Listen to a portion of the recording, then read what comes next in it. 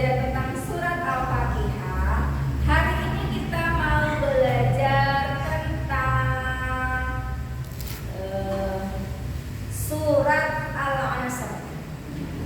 Surat Al-Asr, siapa tahu surat Al-Asr? Ya, sebelum itu kita berdoa terlebih dahulu. Ya, berdoa mulai.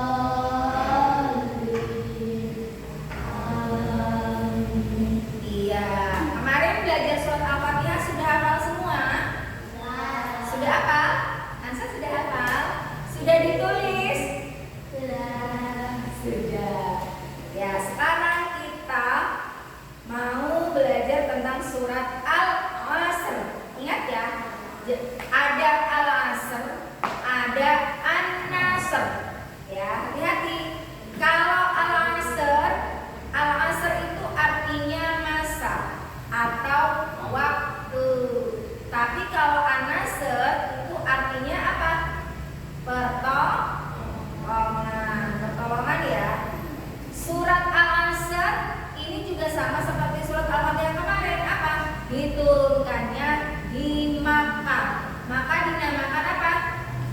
Makkiyah, ya. Nah, kalau kemarin surat Al-Fatihah itu ada di urutan ayat 1 di ayat 1, ada di urutan surat ke-1 dalam Al-Qur'an. Kalau Al-Asr itu ada di urutan ke-103. Ya, coba dalam Al-Qur'an itu surat dalam Al-Quran ada berapa?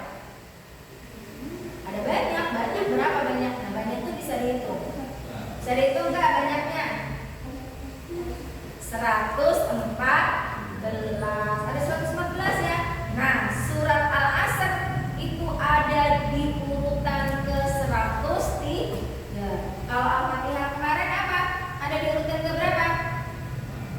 Di urutan pertama.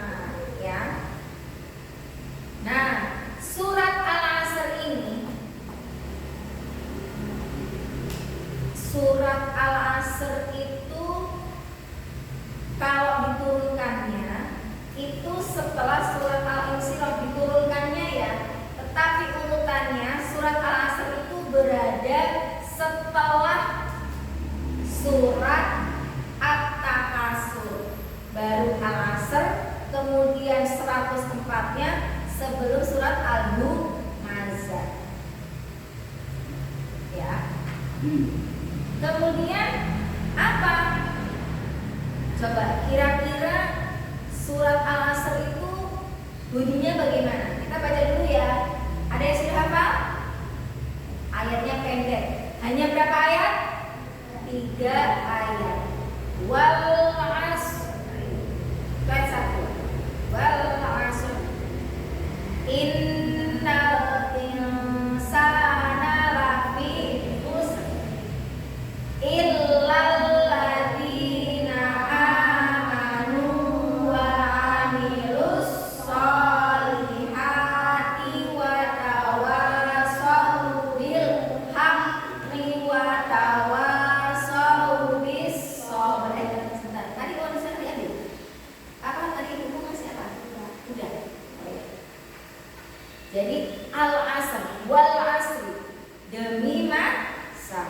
Innal insana lafi khusr. Apa? Sesungguhnya manusia itu benar-benar dalam kerugian. Illal ladzina amanu wa amilus sholihati wa tawassaw bil haqqi wa tawassaw bis sabr. Apa? Kecuali orang-orang yang beriman dan beramal soleh serta saling nasihat-menasehati dalam kebenaran dan saling menasehati dalam kesabaran. Nih, kamu mau jadi orang yang rugi nggak? Mau jadi orang yang rugi nggak? Nah, kalau tidak mau jadi orang yang rugi, harus menjadi orang yang beriman dan berbuat baik. Nah, ini beriman itu apa? Beriman kepada Allah berarti kalau orang yang beriman kepada Allah maka dia akan menjalankan ajaran-ajaran Allah. Allah itu mengajarkan apa? Allah itu menyuruh apa? Menyuruh sholat dalam rukun Islam, dalam rukun iman. Ya, iman kepada Allah. Kalau kamu beriman kepada Allah, kamu percaya Allah itu ada? Percaya kalau Allah itu ada. Allah bilang, hei manusia, sholat. Sholat gak?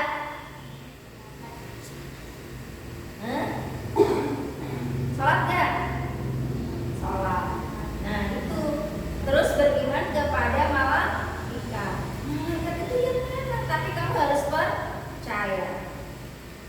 Ya, dan seterusnya. Rukun iman ada berapa?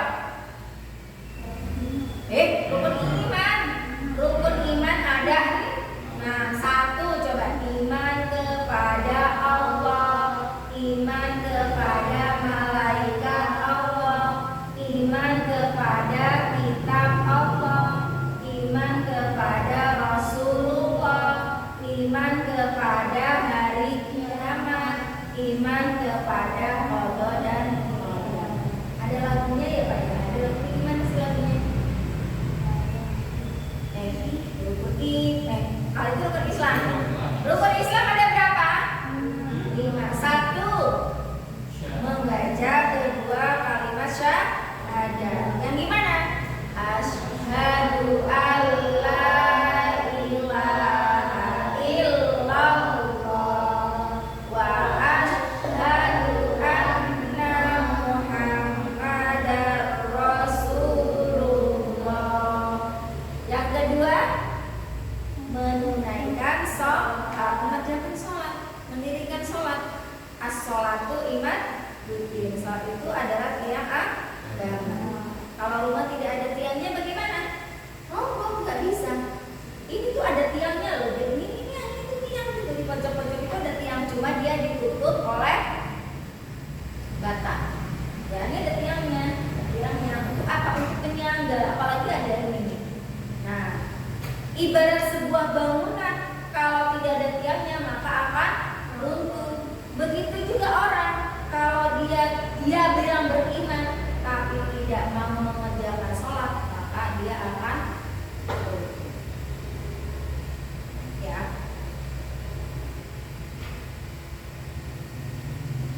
Kemudian apa yang ketiga?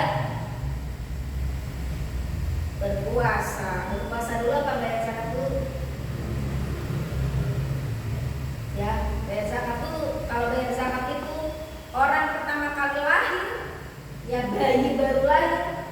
Kalau di situ adalah waktunya berzakat, maka dia harus dizakati. Namanya zakat fitrah. Zakat fitrah itu zakat yang harus dikeluarkan. Kapan? Dari mulai masuknya bulan Ramadan sampai kapan? Sampai sholat Idul Fitri. Ya, sampai sholat Idul Fitri selesai, itu sudah selesai bayar zakat fitrinya. Zakat fitrah, zakat fitri mana ibunya? Baiklah. Zakat fitrah, ya. Jadi masih pagi-pagi nih habis subuh mau bayar zakat fitrah, masih bisa nggak? Masih bisa ya. Tapi